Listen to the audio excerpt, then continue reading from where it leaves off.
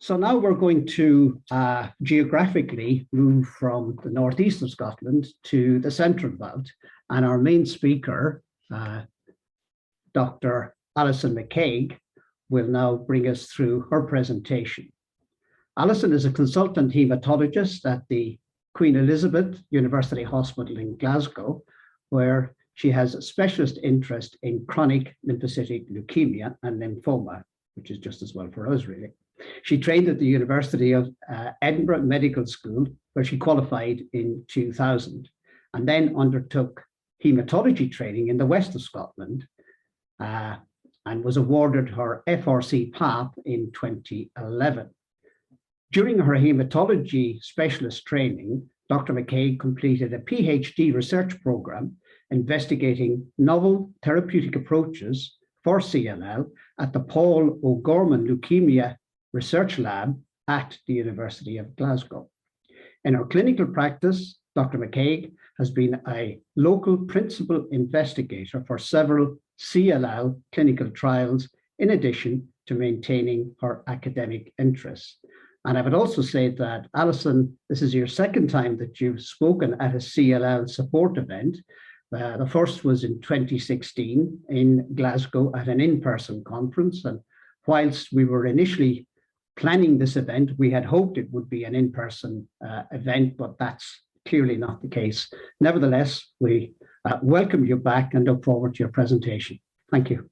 I'd like to really thank the association for inviting me to speak to you today. What I'll try to cover in the next 30 minutes will be to run through where we are with CLL therapy in Scotland in 2021.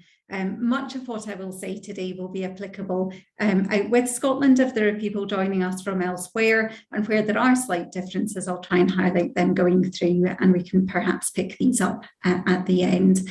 What I'll do today is to give an overview of the evidence that has led to the developments in both first-line treatment and our options at relapse, and also to run through the key considerations that we consider in the clinic when making sure that we choose the right treatment for the right patient at the right time. And then in the last 5 minutes of the presentation, I will take a little bit of time to run over some new treatments on the horizon to keep an eye out for.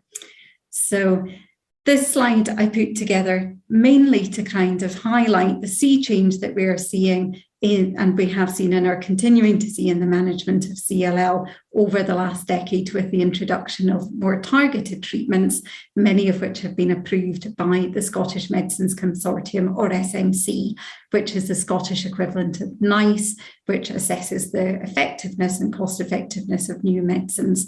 So on this slide here, each treatment and arrow is a timeline of new SMC approved treatments. And what we can see is that going back around a decade or so ago, where we had the approval for what has for a long time been the gold standard treatment of FCR, or fludarabine, cyclophosphamide and rituximab, in 2009. At that point in time, one of the key areas was to find effective but less toxic and better tolerated treatments for the group of patients who would not manage to get through FCR, and that led to the introduction of bendamustine and obinutuzumab with chlorambucil.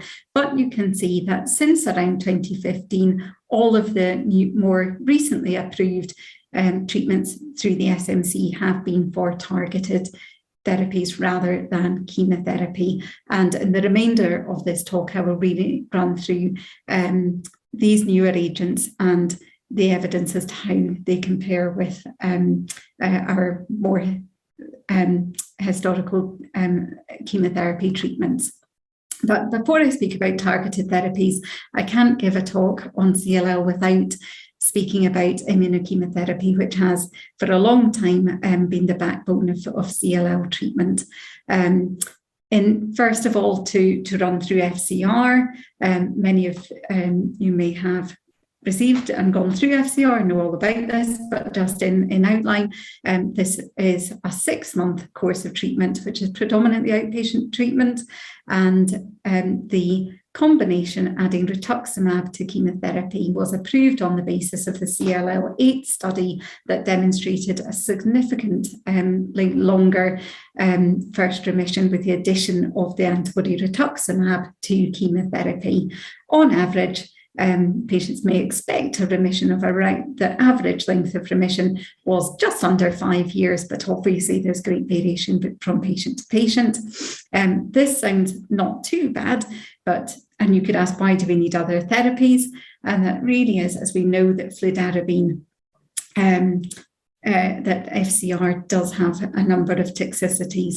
Fludarabine depletes both B and T lymphocytes, leading to significant risk of infections, and also the chemotherapy can cause damage to normal stem cell, bone marrow stem cells that can lead to prolonged low blood counts, or even a more significant damage leading to a secondary bone marrow failure or myelodysplasia in up to 1 in 20 people treated with this therapy. So generally, currently FCR is recommended for patients up to around the age of 70 years in otherwise good fitness. As we know, it is less well tolerated in older patients, which it will be the majority of patients we treat with CLL. In view of this, there was, going back some time now, there was a great impetus to find better tolerated treatments, and that led to the trialling of bendamustine and rituximab. And in the pivotal CLL-10 trial, FCR was directly compared to bendamustine and rituximab. And in patients over the age of 65, a similar length of remission was seen, with less in the way of bone marrow suppression and infections. And also in the slightly frailer cohort, where we would normally treat with more gentle chlorambucil therapy, the CLL-11 study demonstrated a significant improvement in response rates and remission duration with the addition of obinutuzumab, which is another antibody therapy with a slightly different scheduling. And we can see in particular infusion reactions with the first dose, so that's generally given in hospital, but then subsequent doses are outpatient therapy. And the CLL-11 study demonstrated a significant improvement in response rates and remission with this therapy, leading to its SMC approval. So this was really up until around about 2015, what first-line therapy would look like. Oh, sorry. However, moving through the introduction and availability of our targeted therapies, the first therapy that was approved for and available for use in Scotland was idelalisib, which, in terms of how it works, it blocks a particular protein which is helps to transmit signals from the CLL cell's B cell receptor down towards the cell nucleus to promote cell survival and proliferation or growth. And CLL cells are particularly reliant on these signals. Idelalisib is an oral tablet given twice daily for the first 6 months, along with rituximab as per with chemotherapy, and then following this, given continually for as long as it is effective. So it was approved for use in Scotland, as in elsewhere in the UK, on the basis of a randomised trial showing significant superiority as opposed to essentially single agent rituximab and placebo. So going back around about 6 years, we did use a lot of idelalisib and rituximab in patients with recurrent CLL. However, we found that its use was limited by the side effects we frequently see, and these can occur even after several months of treatment, and frequently included an autoimmune colitis, which could lead to quite significant and unpleasant and in some cases quite debilitating diarrhea.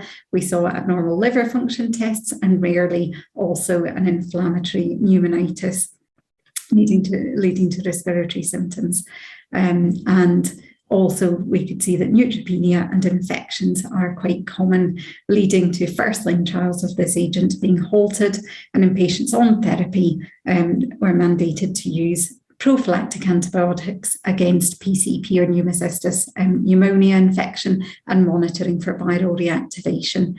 I'm discussing it as we did use it. It does remain approved in certain settings, but its use has certainly come down in the order of preference in view of the other targeted therapies we now have. Moving on to introduce ibrutinib, which also blocks a protein that is involved in the B-cell signalling pathway, but it binds a protein called protein tyrosine kinase, or BTK. Ibrutinib is the first drug in this class to be approved for use in CLL therapy. It is taken orally, it is once daily, and at present is a continuous therapy. Initially approved in 2016 for patients with a 17p deletion or mutation, and then subsequently the following year in the second line and relapse setting. In terms of side effects, to run through with ibrutinib, we find that that diarrhea is rarely a significant problem. It tends to happen early and be mild. We can see fatigue, which is generally manageable. The important considerations are the ongoing risk of cardiovascular side effects that we've become more aware of as we've used ibrutinib over the years, including that of arrhythmias, including atrial fibrillation, and also a risk of high blood pressure, which can occur over time with continued use. The other important consideration is bleeding on ibrutinib, because although it binds BTK, it also targets some other proteins that affect blood platelet function, and this can result in increase in bleeding and bruising, which is frequently mild, but more significant bleeding can occur. And this has led to the guidance that ibrutinib should and cannot be used in combination with warfarin, and it is a relative contraindication, or at least consideration, for patients requiring other antiplatelet or anticoagulant therapies. Now, with these side effects I've spoken about, the search was then on to try to design slightly more cleaner or targeted therapies, and this led to the development of acalabrutinib. Now, this cartoon is to try to highlight the differences in terms of how the drugs work. Each line with green dot is a different protein doing something within a cell. Sorry about that. And the red dot is the proteins that are being inhibited by each drug. And you can see that there are far fewer red dots on the acalabrutinib cartoon, and that shows that it's blocking fewer proteins, with the theory that there should be fewer side effects with that. That has been shown in the laboratory, and in a recently reported early results from a recent study, Elevate in the relapsed refractory setting has reported initial results from a head-to-head randomized trial in relapsed CLL of acalabrutinib as opposed in patients were randomized to acalabrutinib directly or ibrutinib, and that trial to date is showing significantly lower rates of atrial fibrillation and hypertension, with other side effects looking to be present at lower levels as well. So it's a very encouraging development in this area, and I'll run through the approvals for acalabrutinib as we go through this talk. The other targeted therapy I need to introduce is venetoclax, which works again in a different way, and this binds to, again, it's an oral therapy, it's once daily, and the way it acts is by binding to a protein called BCL2, which we know is present at much higher levels in CLL cells than normal cells. And what BCL2 does is normally can bind to these other proteins that normally trigger the cells and cancer cells to die. So it's a way that CLL cells survive. And what the venetoclax does is to go in and mop up this BCL2 freeing up other proteins that then trigger parts in the cell called the mitochondria to trigger apoptosis or cell death.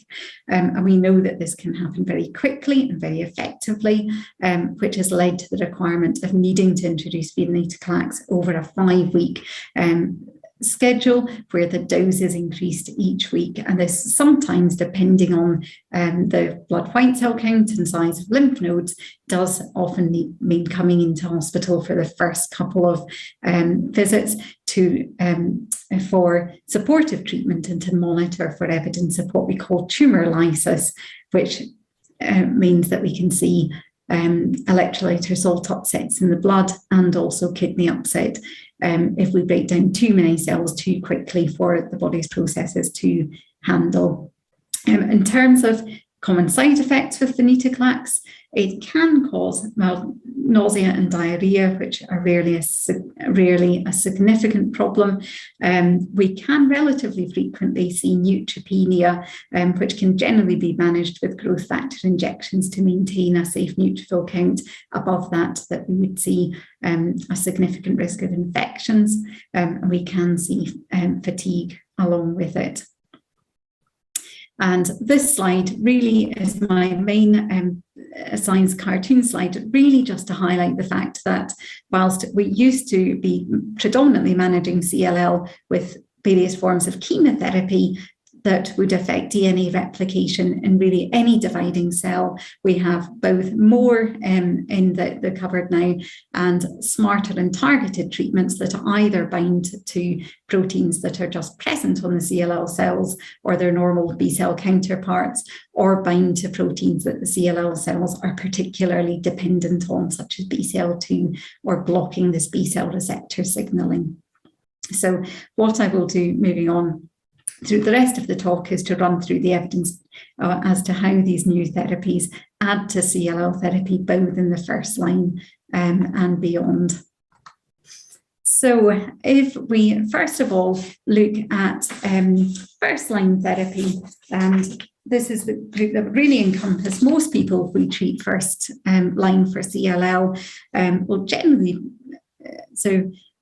for our patients who we feel may not tolerate FCR, who are generally over the age of about 70 or perhaps younger with other health conditions, and who don't have upset in the TP53 gene. As we know, patients with mutated or deleted P53 will not respond generally well or not achieve a good response or durable remission with chemotherapy. So in this patient population, the first drug to be assessed was ibrutinib, and in the RESONATE-2 study, and this compared continuous ibrutinib therapy with a 12-month schedule of chlorambucil in generally older CLL patients. And this trial now has 7 years of follow-up, and we see that even at this point, 61% of ibrutinib-treated patients remain in remission, compared to less than 10% of those who received chlorambucil. So we can see that this is really a very effective treatment. We know that a number of people, as we heard earlier, may need to come off treatment dependent on side effects, and despite and these very favourable remission rates were seen despite just under 50% of patients remaining on treatment at that time. Now, this is not the only study showing the benefit of ibrutinib in this setting. The Alliance study was on another randomised trial in older patients with CLL, where patients were randomised to immunochemotherapy with rituximab and bendamustine, ibrutinib alone, or ibrutinib with rituximab. And again, at as early as 2 years into the trial follow-up, there was a significant difference in the number of patients remaining in remission, with 90% of patients on ibrutinib remaining in remission, which is really very favourable to our more historical treatments. Importantly, this trial suggested no benefit of adding rituximab to ibrutinib. Another number of studies, including FLAIR, will report in this area soon in other patient groups. At present, we do not have SMC approval to use ibrutinib in this setting. However, during the COVID pandemic, since the beginning of the first wave in around April, May 2020, we have been able to access ibrutinib for patients who would otherwise have received more immunosuppressive chemoimmunotherapy. You could ask me, how about acalabrutinib? Is there evidence in the first-line setting? And yes, indeed, from the Elevate treatment naive study, and this study compared continuous ibrutinib and with or without the antibody obinutuzumab along or as compared to 6 cycles of chlorambucil and obinutuzumab. And in this study, at the 4-year follow-up point, 3/4 of patients treated with acalabrutinib remained in remission, compared with just 1/4 of patients receiving chlorambucil. And in terms of side effects, the significant side effects we think about with BTK inhibitors, such as atrial fibrillation and hypertension, were uncommon. And this has led to acalabrutinib now receiving SMC approval within the last couple of months, and in this patient population, so not fit for FCR without P53 deletion, acalabrutinib has now been approved and will be used in preference to ibrutinib. The other option that has come onto the scene in this area is first-line venetoclax in combination with obinutuzumab, and this is a 12-month schedule or 1-year treatment. So it is, unlike BTK inhibitors, it is a time-limited treatment with an end, which is obviously very important to many people who would prefer that as opposed to staying on treatment. And this treatment starts with the antibody infusion for the first 3 weeks, with the first dose generally given in hospital to manage any infusion reactions such as fever or rigors. And then at the 4th week, the venetoclax tablets start, following the standard dose increasing schedule. The antibody is given then monthly up to month 6, and then the venetoclax continues through to the end of 12 months from the start of treatment. And patients, the pivotal trial that assessed this in comparison to our chemotherapy approaches was the CLL-14 trial, which randomized patients either to 12 months of venetoclax and obinutuzumab or 12 months of obinutuzumab with chlorambucil. And at a 4-year time point again, around 3/4 of patients treated with venetoclax remained in remission, as compared to just over 1/3 of patients treated with chlorambucil. The benefit was seen across different prognostic groups, and although patients with a P53 deletion or mutation had a slightly greater risk of earlier progression, results were significantly better than in the chlorambucil arm. And this venetoclax obinutuzumab is now SMC approved for patients not fit for FCR. And what about patients who are fit for FCR, younger patients without other health problems?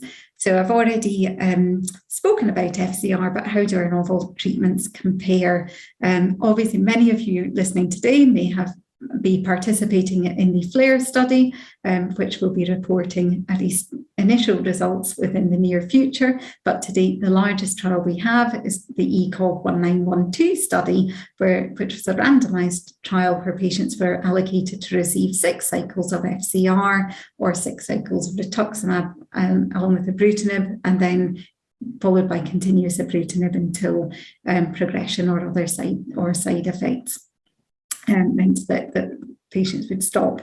And this trial at the 3-year follow-up point demonstrated that patients treated with ibrutinib and rituximab had a significantly greater chance of remaining in remission, and also a significantly greater chance of being alive at that point in time, which for a trial in CLL is a very unexpected finding.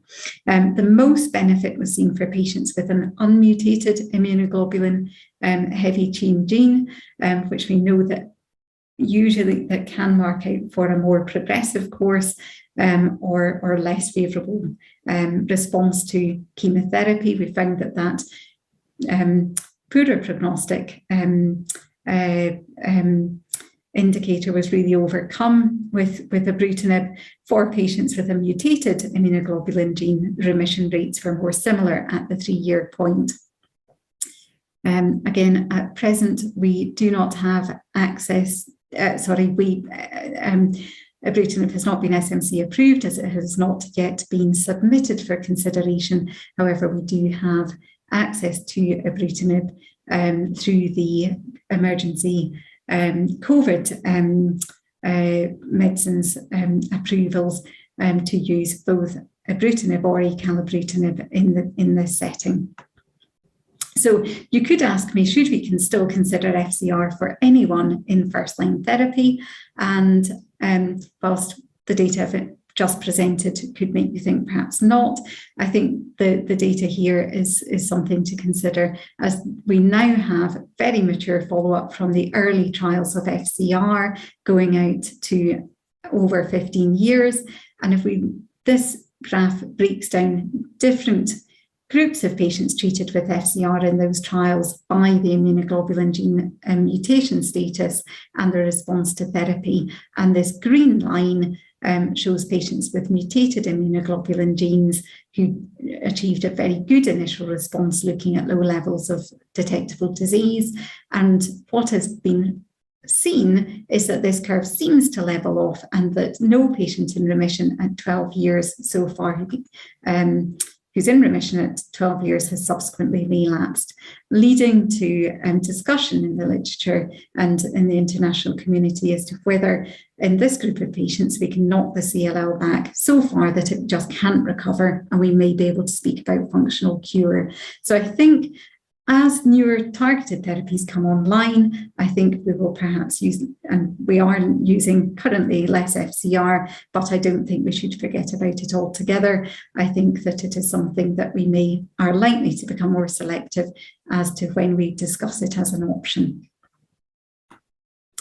Moving on to our patients and at first line treatment, the 5 to 10% of people that when we check with FISH testing and mutation screening for the function of the P53 gene, we find it is either mutated or lost.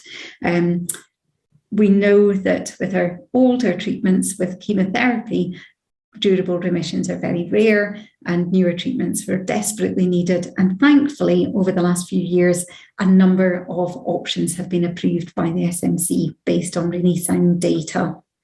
There is ongoing discussion in the CLL community as to which of these options is best in this setting, whether it is continuous therapy or whether we could look at time-limited therapy. And I'll run through the evidence briefly just now. There is quite a good body of evidence to show the efficacy of ibrutinib in this setting, as we now have a 6-year follow-up of an early non-randomized study of over 34 patients with P53 disruption treated with single-agent ibrutinib, and at this point over 60% of patients remained in remission and 80% of patients were still alive, which is very much improved on results with chemotherapy. And a larger analysis of 4 studies again found durable 4-year remission rates of around 80%. So this led to the approval of ibrutinib, which we have been using for some time, and more recently, acalabrutinib has also been approved for routine use. However, venetoclax and obinutuzumab in this setting, when we go back to the CLL14 trial, 17 patients were known to have a 17p deletion containing the P53 gene and 19 to have a mutated P53 gene. So when these patients were analysed as a separate group, we found that at 30 months, 60% of patients with P53 disruption were still in remission, which was slightly lower than patients without TP53 deletion, but certainly far superior results to the patients treated with chlorambucil. So that is considered robust enough data for this to be an option for patients with 17p deletion or mutation. I personally feel that treatment consideration should be broadly as for other patient groups, that we do need to take into account patient preference, and that until we have more robust data with larger numbers of patients and real world data, then I think that all of these options are entirely reasonable treatment options. So this slide tries to put this all together. I should say that, as we've heard from our speakers already this afternoon, that many people can live with CLL for a long time without requiring any treatment. And even in the era of novel therapies, there is not anything that has been shown to be overall beneficial in the longer course of the natural history of disease using at diagnosis. So indications for treatment remain the same. And so summarising, we can see that in our younger patients without comorbidities, currently I have not used FCR within the last 18 months during the COVID pandemic, and I am treating patients with ibrutinib and acalabrutinib. This differs slightly from the situation south of the border, where venetoclax and obinutuzumab is available through the Cancer Drugs Fund, and there's less frontline access to BTK inhibitors, and we can perhaps pick up on that in the discussion at the end. And moving through to our older patients with CLL, really now have increasing choice, and really it is our job to be able to communicate the key differences between the treatment options to allow in the clinic informed shared decision making to happen. And as I've just run through, the increasing options for patients with a P53 deletion. So in clinic, a lot to consider. How do we decide? So as I've alluded to, age and overall fitness do still factor into decision making, and what's becoming increasingly important with our targeted therapies are specific other health conditions, in particular patients who may have poorly controlled high blood pressure or heart failure, where that would be a relative contraindication to think of BTK inhibitors, as opposed to patients with significant kidney problems. We generally can, and I certainly have used venetoclax in many patients with mild to moderate kidney impairment with close monitoring, but significant kidney dysfunction would be something that would steer me away from venetoclax. Medications, I've touched on the importance of considering things like anticoagulant medications or antiplatelet therapies.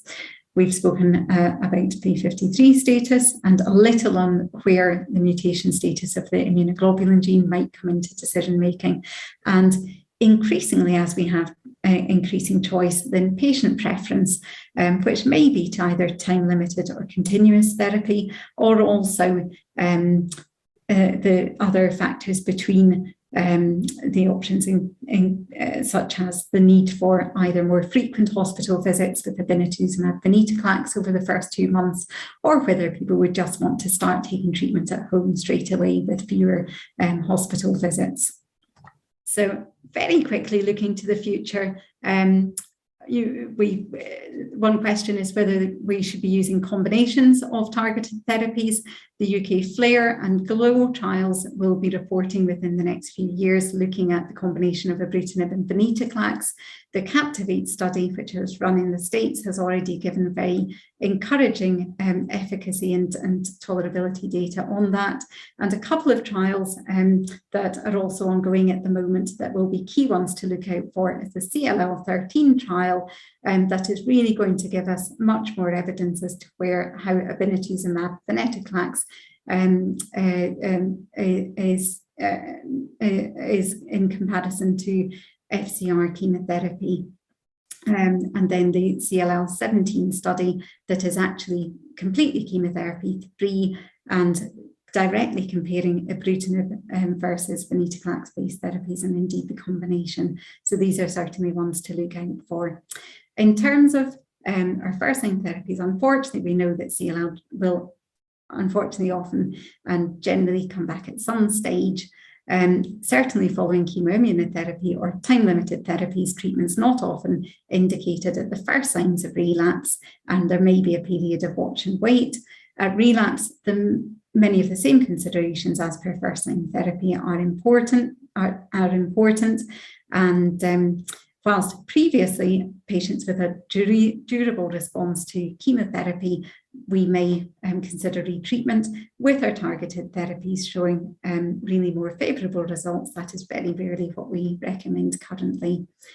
Running through the evidence for ibrutinib, this came from the RESONATE trial, which compared ibrutinib to the CD20 antibody ofatumumab, and we found significantly more durable remissions with ibrutinib, leading to its approval in this setting. It has been used for many years.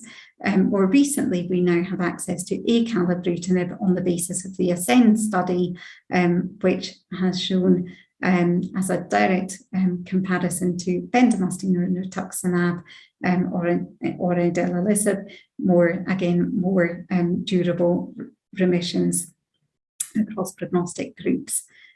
And the other key therapy we have in relapse is time-limited venetoclax in combination with rituximab. So it's a slightly different antibody, and 2 years rather than 1 year of therapy first line, and that has now shown very durable responses at 4 years, with over 50% of venetoclax treated patients remaining in remission, significantly superior to rituximab and bendamustine. This slide really just runs over how we will schedule therapies. One question is whether it matters the order that we use them, or venetoclax or ibrutinib in, and the short answer is to that there's increasing evidence that that's not really the case. I've really run through the options we have in patients requiring treatment following first-line chemoimmunotherapy. Patients progressing on a BTK inhibitor would generally receive venetoclax-based therapy. It's important to say that if you have received venetoclax and obinutuzumab first line, then it is reasonable to consider, and we do have evidence that patients can respond to venetoclax retreatment if there is a durable first remission, so generally over a year. However, unfortunately, we know there is a small group of patients who we are now seeing that may progress on both BTK inhibitors and then subsequent venetoclax, and this remains a group where we need newer therapies and certainly encourage entry into clinical trials. For the interests of time, I'll not say too much about what's on the horizon, but a couple of treatments to mention is that further BTK inhibitors are in development. One interesting one that may well move through towards standard practice is zanubrutinib, which has been studied in relapsed CLL in a randomized trial against ibrutinib, showing higher response rates and again fewer toxicities as it's a more selective inhibitor, and also pirtobrutinib, which currently remains in trial in centres in the UK, and this works in a slightly different way to inhibit BTK and can retain activity in patients who have developed mutations in BTK and are refractory to previous BTK inhibitors. That's very encouraging data. In terms of new therapies, and again, in the interests of time, I'll mention this briefly, but another exciting treatment for certainly that is in study is CAR T-cell therapy, where we can collect patients' T cells and actually insert a genetically engineered T-cell receptor to recognize the patient's CLL cells, grow them up in the lab, infuse them back with the idea that the immune system can then recognise and clear the CLL. There are numerous early studies showing promise, however, no current licensed products currently in the UK. It may, however, be a clinical trial option. Generally, this is for patients who've received at least 2 prior therapies, generally following BTK inhibitors. And just wrapping up, I can't speak about CLL management without speaking about the importance of supportive care, as we do know that a significant problem with living with CLL is infection, as we've heard about this afternoon, and that is due to both mainly the CLL cells inhibiting the function of the normal B lymphocytes, so we can see poor antibody responses and recurrent infections. So vaccination is a key component of preventing this, and we recommend all patients at diagnosis to receive the pneumococcal vaccination as per the schedule here. We also recommend the Haemophilus vaccine, in addition to the annual flu vaccine. What is really topical is the very recent recommendation that patients with CLL and other immunocompromised states receive a 3rd dose of a COVID-19 vaccine, with the aim of improving antibody responses and hopefully overall immunity. Another recent approval has been the approval and licensing in the UK of the inactivated shingles vaccine as an option to the live shingles vaccine, which is contraindicated in patients with immune suppression. And finally, for patients where, even with vaccination and antibiotics, who run into problems with infection, then immunoglobulin replacement, which is generally intravenous, although we may move to subcutaneous preparations, is another strategy we can take to reduce infective complications with CLL. So I'll really wrap up there. As I've shown today, that with recent SMC approvals and with the building evidence for targeted therapies, we're generally moving away from chemoimmunotherapy in CLL. There are several remaining outstanding questions. However, it's clear that newer targeted agents and cellular therapies are likely to continue to improve the outlook for CLL, obviously aiming towards finding the combination that will knock things back far enough that we can start to speak about at least functional cure. So thank you very much, and sorry, I should absolutely stop there and take questions.